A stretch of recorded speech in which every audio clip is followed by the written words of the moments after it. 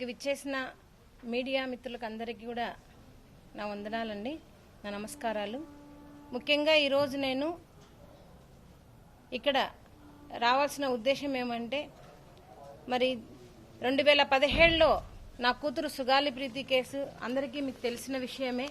2017లో మరి Kattamanchi Ramalinga Reddy residential high స్కూల్లో మరి ఆ అమ్మాయి మీద అత్యాచారం చేసి హత్య చేసి ఆపై ఆత్మహత్యగా చిత్రీకరించారు. మరి పాఠశాల యాజమాన్యం వారు చాలా ధనికులు, మరి రాజకీయ అండబలం ఉన్న వాళ్ళు 2017 నుంచి 2019లో ఏదైతే మరి టీడీపీ ప్రభుత్వంలోనే నాకు ఈ అన్యాయం జరిగిందో, మరి అప్పటి నుంచి ఇప్పటి వరకు కూడా నేను న్యాయ పోరాటం అనేది చేస్తా ఉన్నాను. మరి 2017 నుంచి 2019లో అధికారులు, పోలీసు వ్యవస్థ అయితే ఏమి, మరి ప్రభుత్వానికి తొత్తుగా పనిచేసి మరి నా కేసుకి చాలా అన్యాయం చేశారు. అది జరిగింది టీడీపీ ప్రభుత్వంలోనే. మరి 2017 నుంచి 19లో మరి పాపను post mortem report clear cut గా రేప్ అండ్ మర్డర్ అని చెప్పారు. మరి హిస్టోపెథాలజీ రిపోర్ట్ అలాగే చెప్పారు. మరి సైటాలజీ రిపోర్ట్ లో కూడా అమ్మాయి గర్భాశయంలో మరి వీర్యం ఉంది అని రిపోర్ట్ రావడం జరిగింది. మరి అవన్నీ పక్కన పెట్టేస్తూ మరి అధికారులు ఏదైతే అనక పోలీస్ అధికారులు ఉన్నారో, అప్పట్లో ఉన్న డిఎస్పీ వినోద్ కుమార్ అయితేనేమి, డాక్టర్ బి లక్ష్మీనారాయణ గారు, మరి అదేవిధంగా సిహెచ్ఓ ఎస్హెచ్ఓ గారు మహేశ్వరరెడ్డి గారు స్కూల్ యాజమాన్య డబ్బులకు ఆశపడి ఈ ప్రభుత్వం ఏదైతే అనక మరి చంద్రబాబు గారి ప్రభుత్వము మరి ప్రభుత్వం ఉందో, తెలుగుదేశం పార్టీ ఉందో, వాళ్లకు తొత్తులుగా పనిచేసి నా కేసుకి పూర్తిగా అన్యాయం చేశారు. మరి అప్పటి నుంచి కూడా నేను పోరాటం చేస్తూ ఉన్నాను. మరి 2019లో జగన్మోహన్ రెడ్డి గారిని కలవడం జరిగింది. మరి జగన్మోహన్ రెడ్డి గారు ప్రభుత్వం రాగానే మాకు సిట్టిని వేశారు. అడిషనల్ ఎస్పీ రమాదేవి గారిని ఈ కేసులో విచారణ అధికారిగా వేసి మాకు సిట్టిని వేశారు.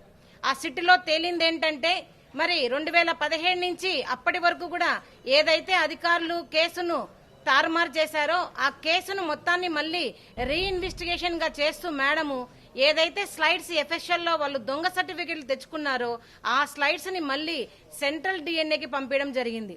మరి సెంట్రల్ డిఎన్ఏలో అక్కడ వై క్రోమోజోమ్ దొరికిందనే సర్టిఫికేట్ మరి జగన్మోహన్ రెడ్డి గారి ప్రభుత్వంలోనే వేసిన సిట్ ద్వారానే మాకు బయటపడింది. దాని ద్వారానే, ఆ రిపోర్టు ద్వారానే అక్కడ ఏదైతే అమ్మాయి పాఠశాలలో మరి అత్యాచారం జరిగిందో ఎవరు నిందితులున్నారో అనే కోణంలో మాకు విచారణ జరగాలి. ఆ విచారణ జరిగే టైంలోనే మళ్ళీ పవన్ కళ్యాణ్ గారు 2019లో తన ఆ పార్టీ ఆఫీసులో ఓడిపోయి ఉండగా మమ్మల్ని పిలిపించడం జరిగింది. అమ్మ రండి, మీ కేసుని సార్ చూస్తారంట అని 2018లోనే మేము పార్టీ ఆఫీసులో మా కేసు గురించి ఇవ్వడం జరిగింది. అప్పుడు ఏమి మాట్లాడని పవన్ కళ్యాణ్ గారు 2019లో ఓడిపోయిన తర్వాత మమ్మల్ని పిలిపించి మరి ఇదే రిపోర్ట్లు తీసుకొని వెళ్ళాము. మరి ఇదే రిపోర్ట్లు ఇవి ఏవైతే ఇప్పుడు మీకు చెప్పామో, పోస్ట్ మార్టం రిపోర్ట్ అయితేనేమి, సైటాలజీ రిపోర్ట్ అయితేనేమి, హిస్టోపెథాలజీ రిపోర్ట్ అయితేనేమి, 5 మెన్ కమిటీ, ఇవన్నీ కూడా నా సుగాలి ప్రీతి మీద అత్యాచారం చేసి హత్య చేశారు నిరూపిస్తున్న అదే రిపోర్ట్లు పవన్ కళ్యాణ్ గారికి చూపించడం జరిగింది. మరి ఆ రోజు ఆయన చెప్పిన మాట, అమ్మా నేను కేసు తీసుకుంటున్నాము, నేను మీ కేసు కోసం నేను పోరాడతాను, నేను గొంతుగా నిలుస్తానని చెప్పి మరి 2020లో లక్షలాది మందితో కర్నూలులో మాకు ర్యాలీ చేశారు. 2019 నుంచి 2024 వరకు కూడా ప్రతి సభలో, ప్రతి లాస్ట్ మూమెంట్ జరిగిన సభలో కూడా సుగాలి ప్రీతి కేసుకి న్యాయం చేస్తాం, సుగాలి ప్రీతి కేసు మా ప్రభుత్వం రాగానే ఫస్ట్ సంతకం సుగాలి ప్రీతి కేసు అని ఎన్నో ఉపన్యాసాలు ఇచ్చారు పవన్ కళ్యాణ్ గారు. నిజంగా ఇలాంటి బాధితులకు మరి అలాంటి వరంలాగా దొరికారు మరి పవన్ కళ్యాణ్ గారు. మరి ఆయన మాకు మాట ఇచ్చారు, ఖచ్చితంగా మాట నిలబెట్టుకుంటారని మేము ఎంతో ఉప్పొంగిపోయాం.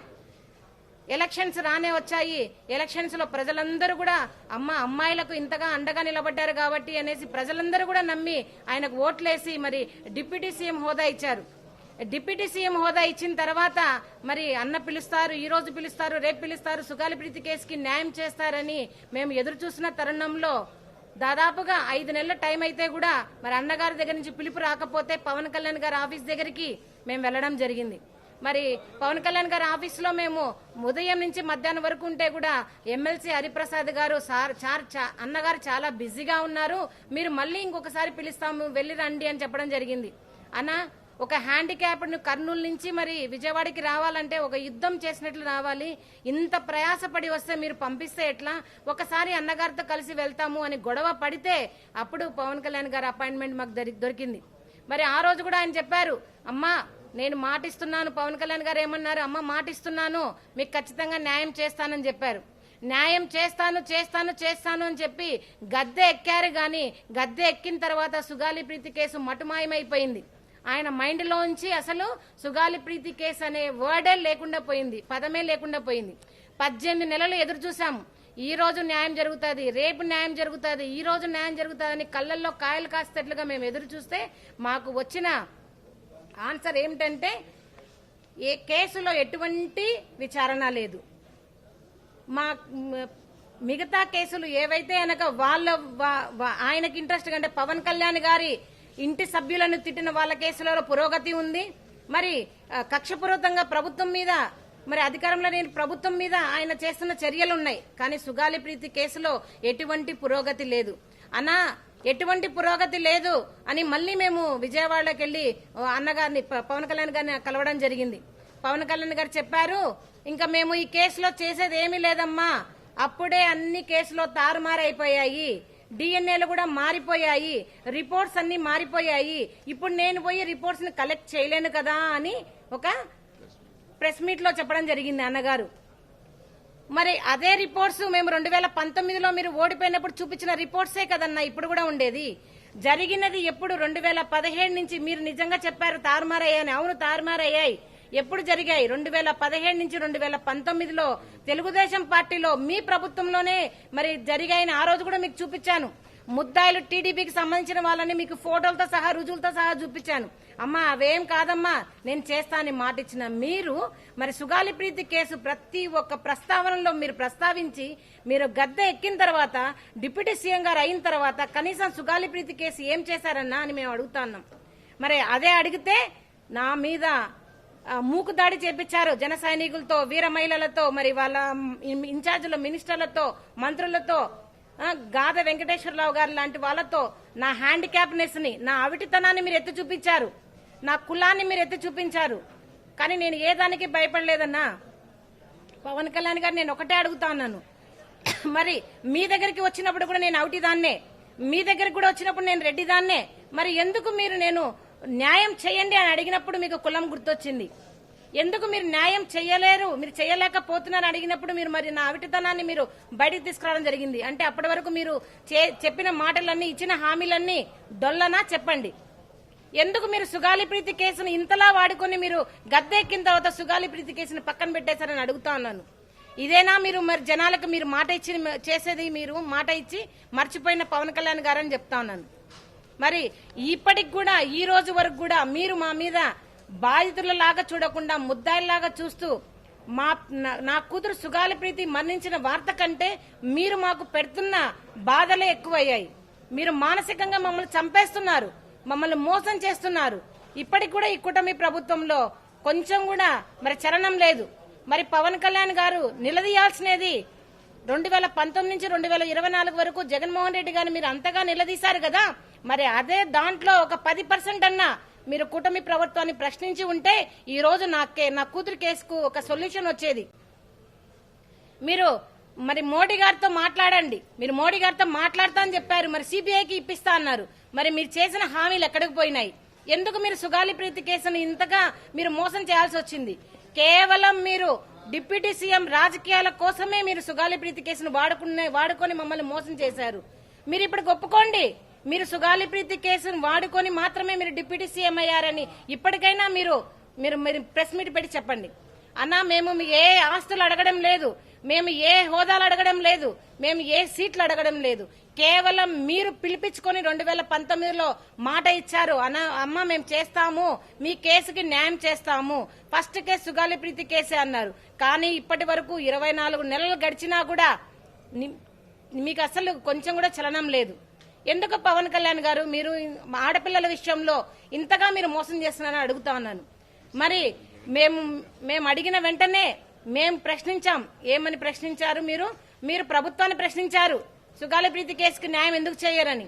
మరి మీలాగనే మేము మిమ్మల్ని ప్రశ్నిస్తూ ఉంటే మీరు మరి పారిపోతున్నారు ఎందుకు చెప్పండి? మేము ఏవైతే మీకు చూపించామో అవే రిపోర్ట్లు మళ్ళీ ఈ రోజు మరి జగన్మోహన్ రెడ్డి గారికి కూడా చూపించాం. మరి ఆయన ప్రభుత్వంలోనే, జగన్మోహన్ రెడ్డి గారి ప్రభుత్వంలోనే మాకు కుటుంబానికైతే ఏమి, కేసుకైతే ఏమి జరిగిన న్యాయం ఏదైనా ఉంది అంటే అది మరి జగన్మోహన్ రెడ్డి గారి పీరియడ్లోనే జరిగింది. 2019లో ఆయన మేము అడగగానే సిట్టు వేశారు. సిట్టులో అడిషనల్ ఎస్పీ రమాదేవి గారి ద్వారా సిడిఎఫ్డి ద్వారా అమ్మాయికి రేప్ జరిగిందని, అత్యాచారం జరిగిందనే రిపోర్ట్ ని బయటకు తీసుకొచ్చారు. ఆ రిపోర్ట్ ని మీరు ఇప్పుడు దాచిపెడుతున్నారు ఎందుకు చెప్పండి?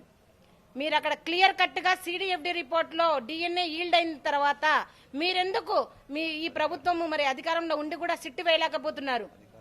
అధికారులను ఎందుకు మీరు పిలిపించి మీరు ఇంట్రాగేట్ చేయకుంటున్నారు?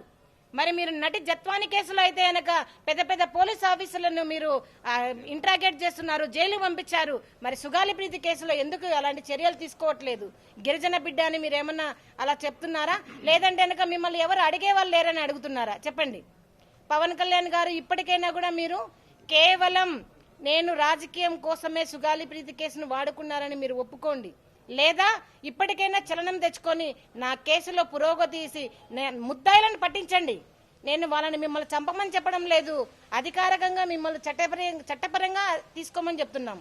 ఏదైతే అధికారులు 2017 నుంచి 19 వరకు తెలుగుదేశం పార్టీకి సంబంధించిన అధికారులు ఏదైతే ఉన్నారో కేసులకి తారుమారు చేశారో ఆ అధికారులను పట్టుకొని మీరు ఇంటరాగేట్ చేసి కేసును ఎందుకు ఇంతగా మీరు నీరుగార్చారనే ప్రశ్నలు మీరు వేసి వాళ్ళని ఇంటరాగేట్ చేసి మా కేసుకు న్యాయం చేయండి అడుగుతున్నాం.